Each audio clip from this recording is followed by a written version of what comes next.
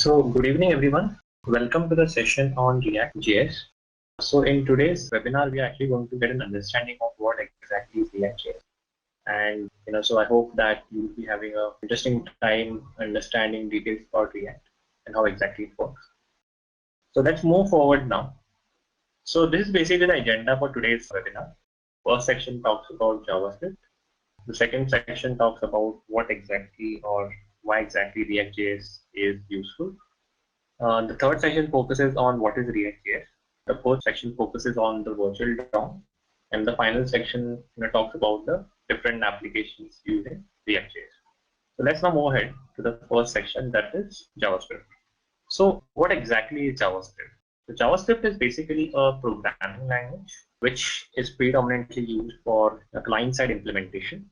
It initially started off as a tool or a technology for predominantly doing client-side validation.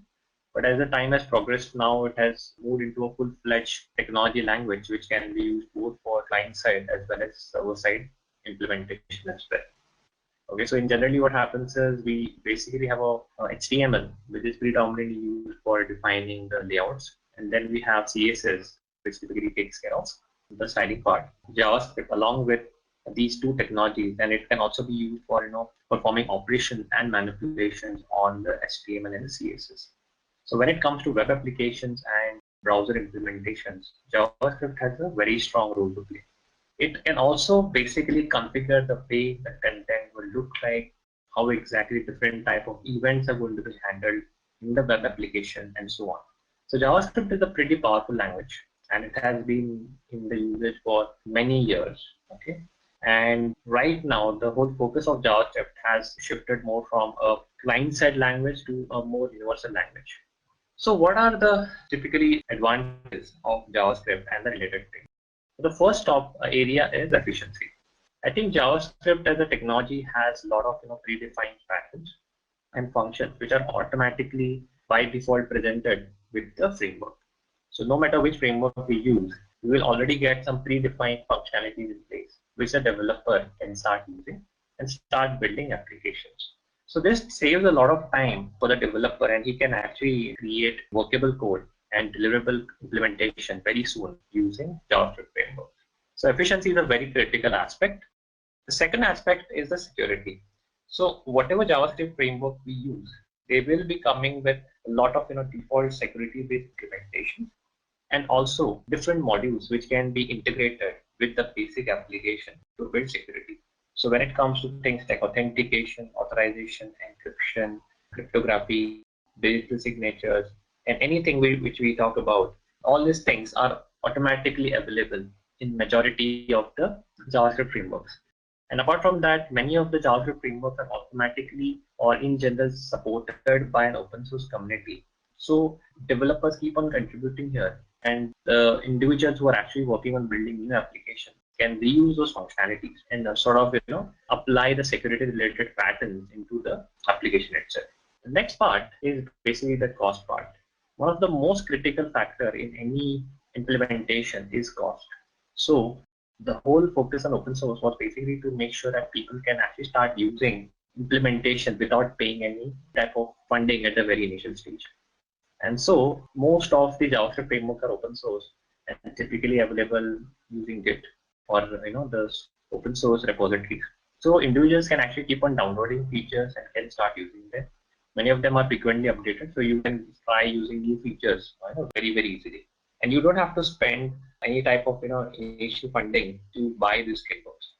And so from an overall costing perspective, this gives you a big advantage because many times one of the most critical factors is cost itself.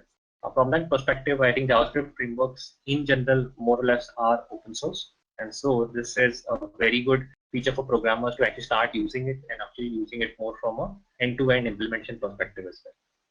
So let's first talk about Angular and Ember. So I think there is one question from Samir, and he wants to understand how exactly do Angular and Ember differ from each other. So we'll also try to address that question. So Angular and Ember in general are two client-side MVC frameworks. Predominantly, the focus of both these frameworks was single-page applications.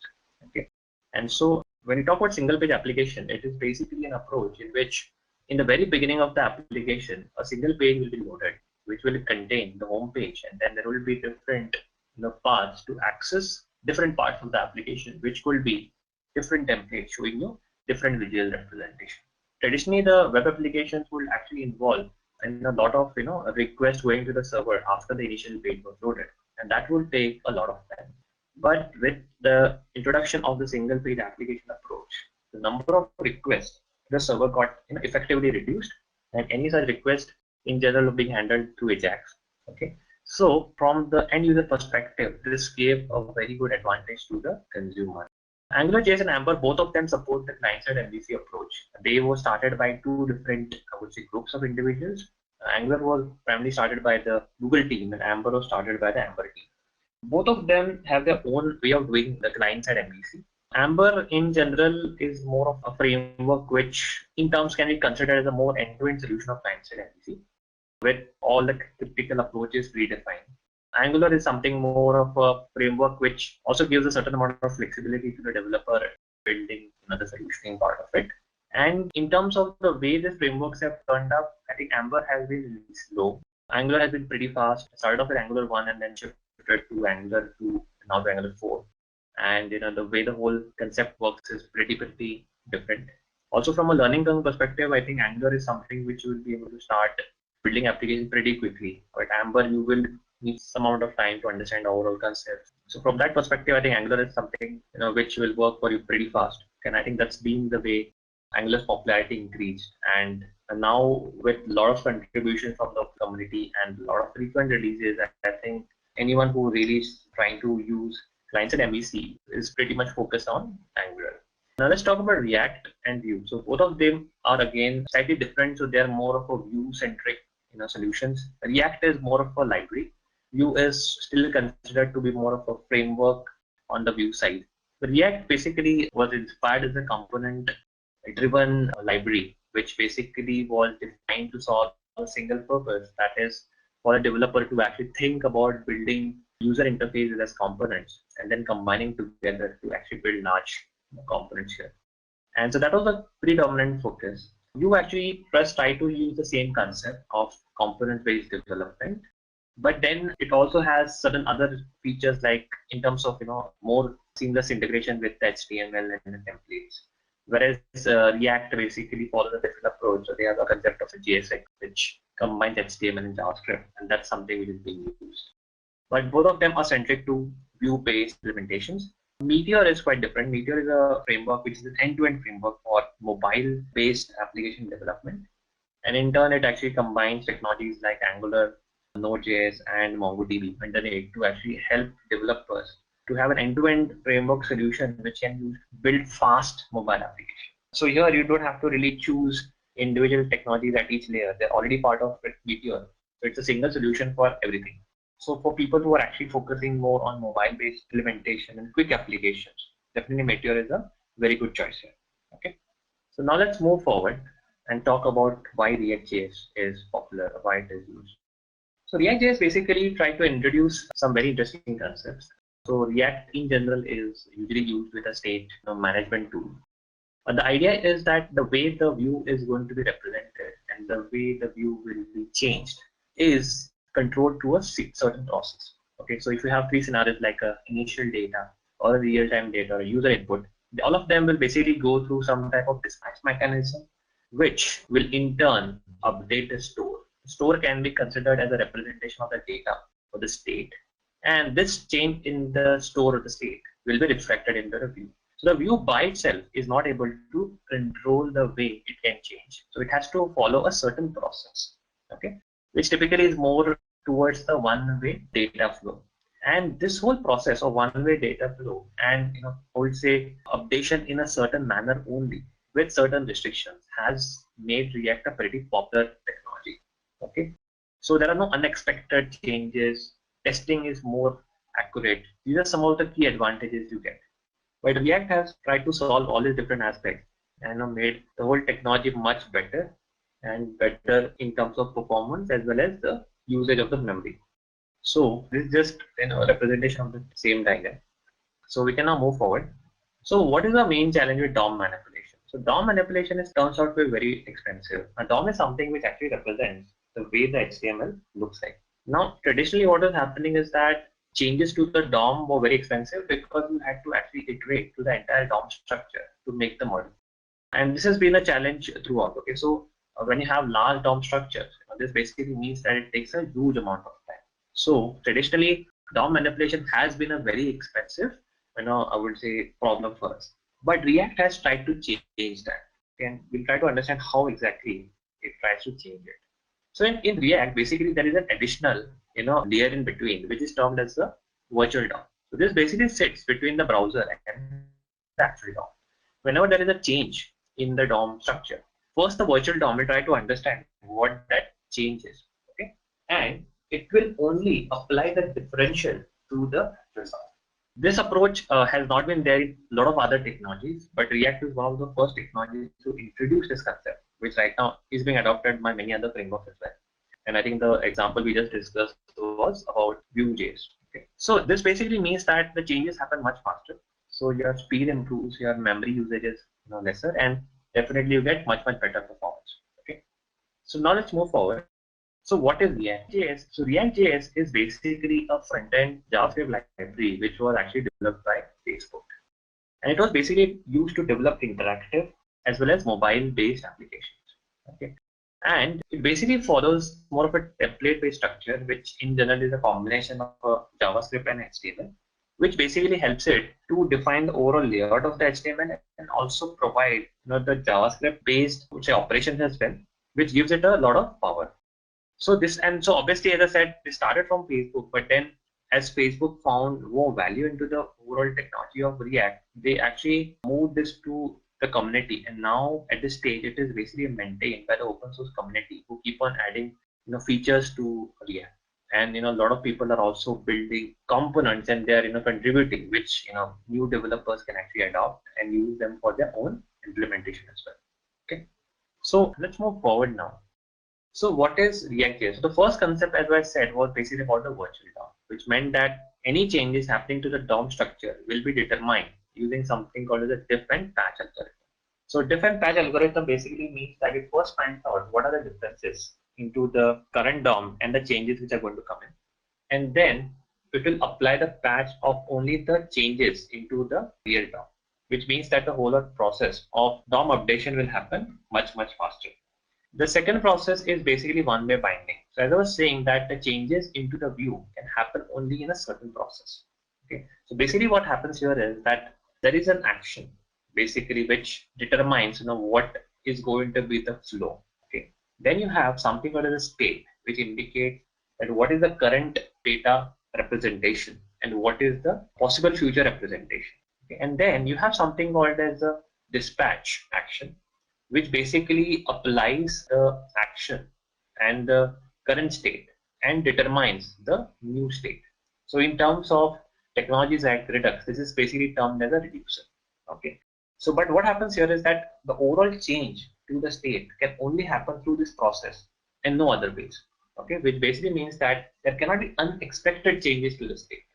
And so the whole view changes are going to be following only this process, which basically means that since there are no unexpected changes, so you can ensure that if at all a problem occurs in the way the view works, then it will happen only in a certain stage of that process, which can easily be debugged and solved. So this also saves a lot of time in terms of the testing process. Okay.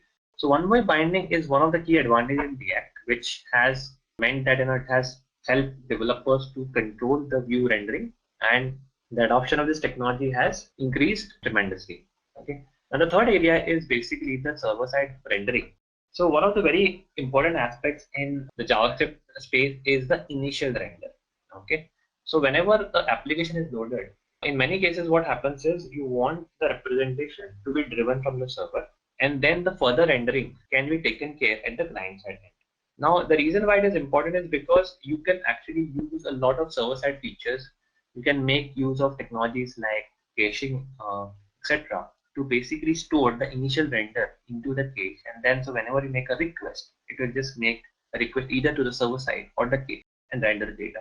So the initial load time of the rendering is immensely done faster, and this is basically handled from the server side end. So if you see in this diagram, we basically are showing a combination of browser, React, and Node.js is one of the JavaScript-based server-side technologies which can be used to define APIs and also to help in defining the overall layout from the server. So this is one of the key areas why ReactJS has been very popular in the recent times. Now let's move forward and let's try to again get an insight about the virtual DOM. Okay, so we've already discussed it. Let's quickly understand it. So in general, what happens is, so in the diagram, you see a model, a view, and a DOM. So typically what happens, the model gives the data to the view, which in turn creates a DOM for it. Okay, so DOM is nothing but the structure, how the data will be laid out. Then in the second step, we basically now what happens is whenever the data is updated by the model, the view had to create a new DOM for it. So the DOM creation process had to happen multiple times, which meant that a lot of additional data structures were created and a lot of memory consumption was also getting impacted here. This obviously puts a heavy load on the view and makes processing slower. So I think one of the key goals of any UI-based application is to get a very good response time. And if you spend time in just the DOM manipulation or the DOM operation, then the user will basically be waiting for most of the time. And he's really going to get feeling that the application is running very, very slow, which ideally should not happen. Okay, so that's one of the key objectives of any web-based application. Okay, so with React, as we see that between the real DOM and the browser or the view, we basically have this virtual DOM which understands that how the DOM will be updated. So what happens here is that with React is when the model gives the data to the view, if the DOM is empty, React will create a DOM for it, and whenever the data gets updated, React will create a virtual DOM for it, compare it with the current DOM with the previous one, and only apply those changes which are in difference. Okay, so this basically means that the process happens much faster here. Okay, so as I said, once the changes are calculated, it will update a real DOM with only the elements that have actually changed. And this is basically happening through a process called as diff and patch algorithm. Diff basically used to determine the differences, and patch is basically used to apply the changes to the real time for the only elements which are changed. Let's move forward now. ReactJS applications. So these are some of the organizations which have actually adopted. So we have companies like Facebook, and then Yahoo, Uber, Netflix, then New York Times, and many more. In fact, there are companies like Walmart and PayPal and so on. The reason why these companies adopted React was because they found a lot of value in helping the developer think about building the overall UI as a set of components. So this is one of the questions which had come up in terms of what is exactly is a component-based development, right? So component-based development basically means that whenever you think about implementation, you think about components. And here in React, we are thinking about components from a user interface perspective. Okay, so everything and anything in the UI representation will be built by using small components. Okay, so as a developer, you first think about components, you build them, and then you start building the UI using those components. One of the key advantages you get here is that they become reusable. As a developer, once you've created a component first time, you can use them for all the future UI implementation which you're going to build, which basically helps you tremendously in the reusability perspective. And that is one of the key focus areas of React and how it works. So a lot of these companies have actually adopted it because they found a lot of value in this approach, and it actually spent and sort of saved a lot of their development time. And in many cases where people are preferring to use an end-to-end JavaScript-based solution with technologies like Node.js, for example, React works pretty well with the whole concept of the server-side rendering, which we just talked about. So it helps speed up the overall application perspective, which makes all the applications much faster and quicker. Okay, so I think that has been the type of value React has added, and I think that's meant that different companies have already adopted. And in fact, they have also gone ahead and changed the existing technology stack which they had used in the past. Some of these companies had Java-based technology stack, some had .NET and PHP and so on. And I think now all of them have moved to React. So I think that's the type of value it gives, and I think these companies have adopted it, and I think more and more companies are going to move forward as the time progresses. So that brings me to the end of today's webinar on ReactJS. I think we have tried to cover some of the key aspects of ReactJS, like what exactly is JavaScript, what are the different types of JavaScript frameworks possible, what exactly is ReactJS, why ReactJS has been popular, what is the concept of a virtual DOM, and then finally we talked about different companies which are actually using ReactJS based applications. Okay, So that's all from my side. So thanks everyone and have a nice day. Thank you. Bye.